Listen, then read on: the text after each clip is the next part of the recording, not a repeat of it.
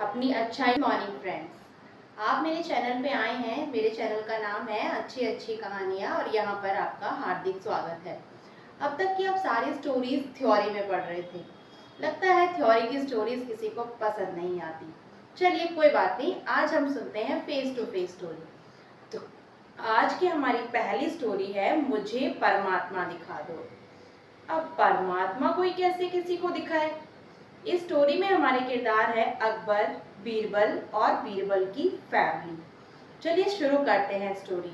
तो कहानी कुछ ऐसे है कि अकबर बीरबल से कहते हैं कि बीरबल तुम बहुत होशियार हो, तो चलो मुझे परमात्मा दिखाओ कि परमात्मा कहाँ है और कैसे दिखते हैं। बीरबल सोच में पड़ जाता है कि मैं अकबर को परमात्मा कैसे दिखाऊं, वो तो कैसे नजर आएंगे उनको। तो वो बहुत सोच में पड़ जाता है और परेशान हो जाता है और इस प्रश्न का हल ढूंढने के लिए वो छुट्टी के लिए दूर चला जाता है अपनी फैमिली के साथ। तो उसकी फैमिली उसे बहुत परेशान देखती है।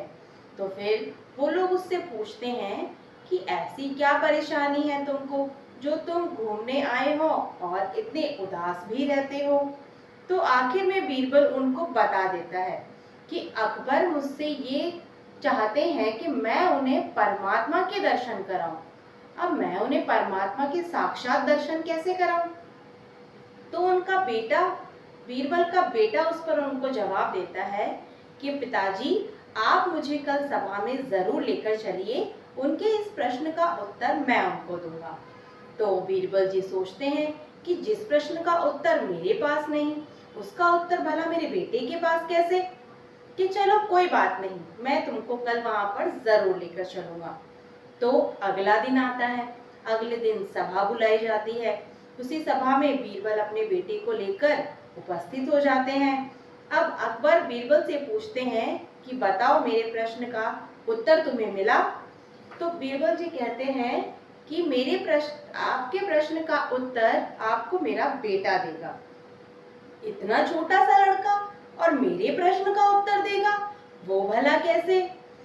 तो वो बेटा, उस बीरबल का बेटा चलकर आगे आता है और अकबर से कहता है कि आपके प्रश्न का उत्तर मैं दूंगा, तो इसके हिसाब से मैं आपका गुरु हूँ, तो मुझे पहले उचित स्थान दीजिए जो मेरे बैठने का स्थान हो। तो ये बात सुनकर अकबर जी सोच में पड़ जाते हैं कि इतना सा बच्चा इतनी समझदारी की बात कर रहा है कि अगर वो मेरे प्रश्न का उत्तर लेकर आया है तो वाकई वो मेरा गुरु है। तो इसकी बात मानते हुए अकबर जी उसे अपने से ऊंचे सिंहासन पर बिठा देते हैं, क्योंकि वो उनका गुरु बन गया है, उनके प्रश्न का उत्तर देने वाला है। अब वो बच्चा जो गुरु बन गया अकबर जी से कहता है, अकबर एक दूध का कटोरा भरा हुआ मंगाया जाए। तो अकबर जी सोचते हैं ये कैसा काम है। चलिए ठीक है, कोई बात नहीं, गुरुजी कहते हैं तो करना पड़ेगा। अब अकबर जी उस सभा में दूध से भरा हुआ एक कटोरा मंगा देते हैं।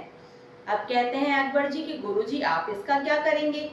तो गुरुजी कहते हैं कि मैं तुम्हारे प्रश्न का उत्तर तभी दूंगा जब तुम मेरे प्रश्न का उत्तर दोगे।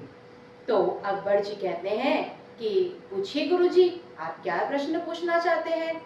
तो जो गुरु बने हुए बच्चे हैं, बच्चा पूछता है कि इस दूध में क्या आपको घी नजर आता है। तो अकबर जी कहते हैं कि नहीं गुरुजी, मुझे घी तो नजर नहीं आता है।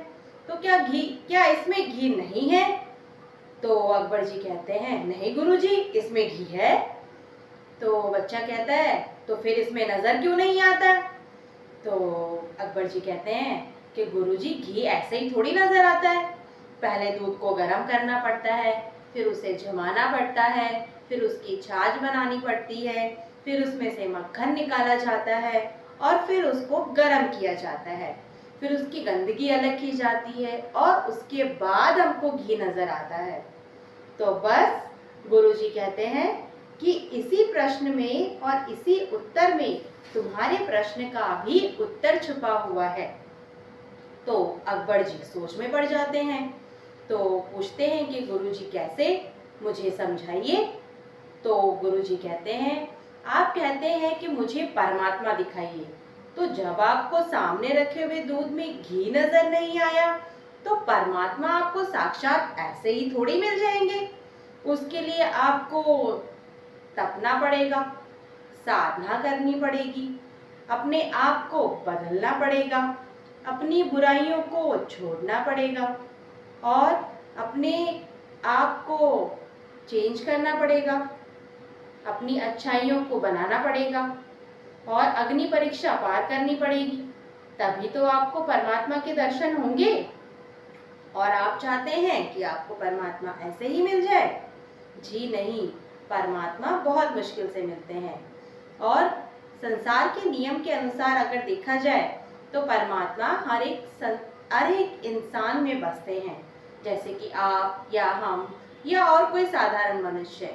तो परमात्मा को और कहीं नहीं ढूंढे, जैसे आप हैं और हम हैं और बाकी सब इंसान हैं।